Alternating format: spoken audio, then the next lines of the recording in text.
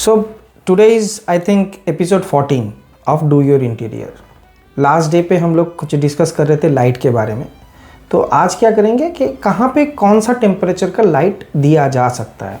देखिए कहाँ पे कौन सा दिया जा सकता है ये तो टोटली जो करेगा, जो लाइट प्लेस करेगा उसके ऊपर डिपेंड करते हैं, लेकिन फिर भी हम लोग थोड़ा सा गाइड कर सकते हैं।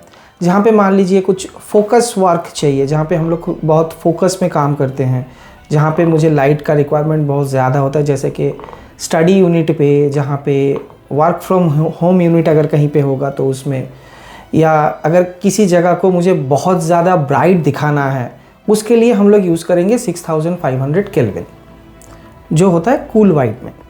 और उसके अगर मान लीजिए ये चीज़ को छोड़ के कहीं पे हम लोगों को जैसा नेचुरल वाइट दिखता है, जैसे नेचुरल दिन में लगता है, जो कलर टेम्परेचर है वही दिखाना है, जैसा नॉर्मल में दिखता है वैसा ही दिखाना है, तो आपको नेचुरल वाइट कलर टेम्परेचर में जाना पड़ेगा।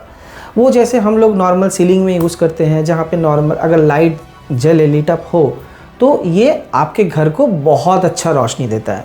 और वो टेम्परेचर जो होता है वो ज़्यादा ब्राइट भी नहीं लगता है और ज़्यादा वार्म भी नहीं लगता है, वो बीच में रहता है, उसको नेचुरल वाइट बोलते हैं। ये मैक्सिमम जगह पे यूज़ होता है जहाँ पे हम लोग सीलिंग से लाइट ड्रॉप करते हैं।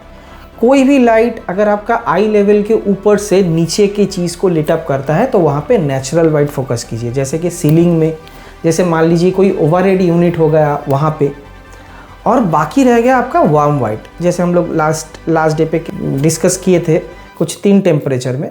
तो लास्ट टेम्परेचर हो गया वार्म वाइट।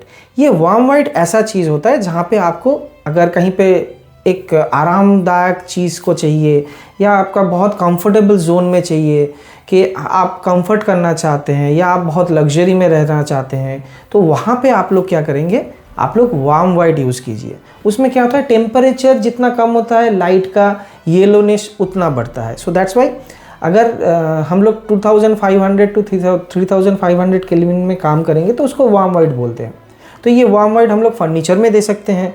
मान लीजिए फर्नीचर के किसी जगह को जहाँ पे लाइट नहीं दिखता है और लाइट का एहसास आता है, इस जगह को अगर आप कैलकुलेट करेंगे जहाँ पे लाइट का सोर्स आपको नहीं दिखाना है, उसी जगह पे हम लोग वार्म वाइट यूज़ करते हैं।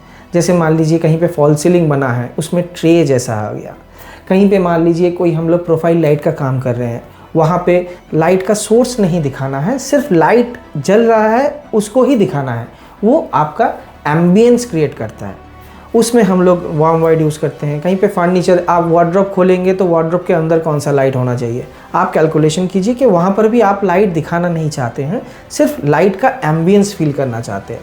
तो जिस जिस जगह पे हम लोग एम्बियंस फील करना चाहते हैं वहाँ पे हम लोग वार्म वाइट यूज़ करेंगे।